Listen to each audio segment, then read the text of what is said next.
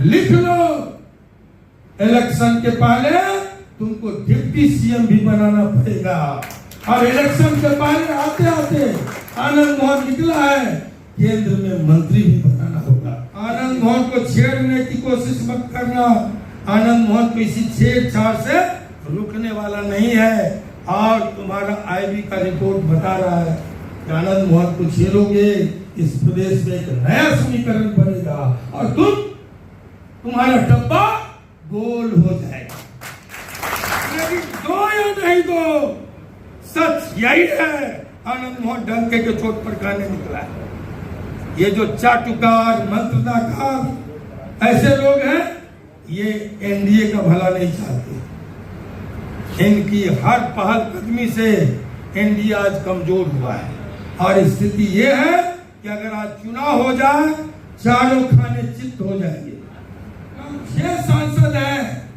अगर तिकरम नहीं होता, आर.के. सिंह भी जीतते और सुशील कुमार भी जीतते औरंगाबाद, और हम 8 होते।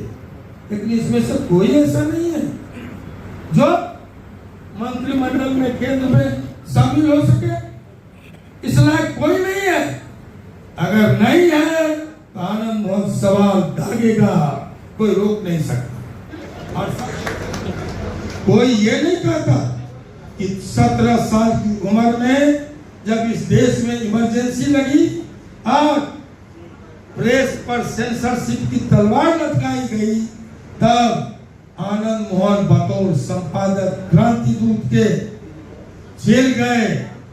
हमारा जो अखबार निकलता था, उस अखबार के छापे खाने पर छापा पड़ा, हमारे हॉकर्स पकड़े गए, हमारी प्रतिलिपियां जब्त हुई। वहां से हम शुरू होते हैं। लेकिन आजकल लोग हम लोग को सिखाते हैं पत्रकारिता।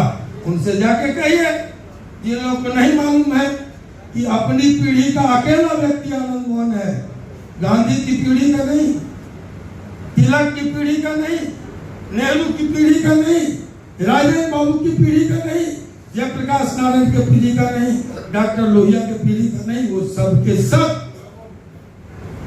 पत्रकार थे, संपादक थे, राइटर थे।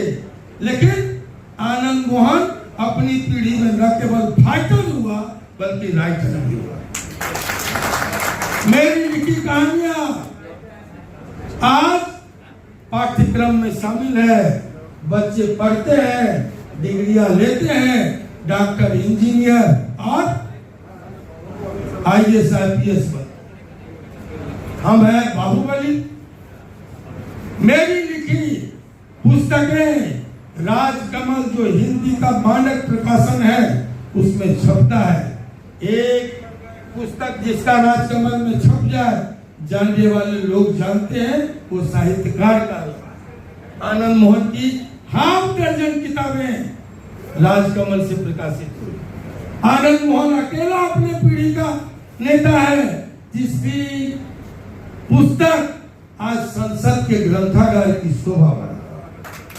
जिन बेईमानों को पूछना है, जाके पूछो, पता करो साथियों। लेकिन हम हैं बाहुबली और लोग हैं कलमबली। इसलिए मैं इन बातों का जरा सा भी कोई परवाह नहीं करता।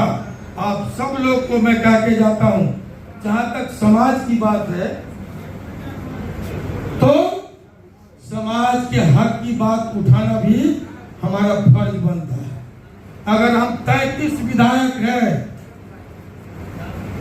1 दर्जन के आसपास एमएलसी हैं, तो हम जरूर पूछेंगे कि भाई प्रभावशाली मंत्रालय हमको क्यों नहीं दिया। अगर हम 6 सांसद हैं, अगर तिकरम नहीं होता, आर.के. सिंह भी जीतते और सुशील कुमार भी जीतते औरंगाबाद, और हम 8 होते। लेकिन इसमें से कोई ऐसा नहीं है जो मंत्रिमंडल में, केंद्र में शामिल हो सके। इस लायक कोई नहीं है। अगर नहीं है तो आनंद मोहन सवाल दागेगा, कोई रोक नहीं सकता। और साथियों, मैं कह के जाता हूं, मैं यहाँ जात पात धर्म मजहब करने नहीं आया। ये हमारी फितरत में नहीं है, ये हमारे चरित्र में नहीं है। लेकिन अगर राजनीतिक हिस्सेदारी की बात होगी, अगर राजनीतिक भागीदारी की बात होगी तो निश्चित तौर पर मैं कहता हूं, लिख लो, इलेक्शन के पहले तुमको डिप्टी सीएम भी बनाना पड़ेगा। और इलेक्शन के पहले आते आते आनंद मोहन निकला है, केंद्र में मंत्री भी बनाना होगा।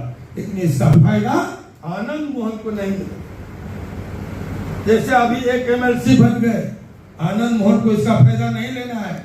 लेकिन समाज की आवाज, अगर हम दलितों की आवाज, पिछड़ों की आवाज, गरीबों की आवाज उठाते रहे, अगर आनंद मोहन लड़ा वैशाली की धरती में पर और एक निरंकुश बड़ी ताकत को अपनी छोटी ताकत से पराभव का स्वाद चखाया, जनतंत्र की जीत हुई, जनता दल टूटा, नीतीश कुमार और जॉर्ज के नेतृत्व में G14 अलग हुए और अपनी पार्टी का विलय करवा के इस प्रदेश में गरीबों का राज स्थापित किया।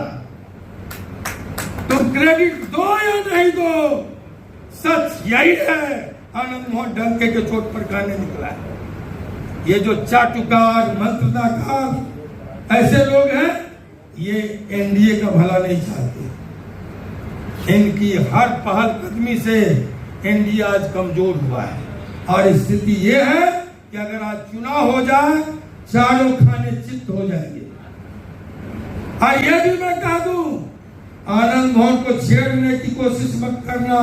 आनंद मोहन को इसी छेड़छाड़ से रुकने वाला नहीं है। और तुम्हारा आईबी का रिपोर्ट बता रहा है कि आनंद मोहन को छेड़ोगे, इस प्रदेश में एक नया समीकरण बनेगा और तुम्हारा डब्बा गोल हो जाएगा।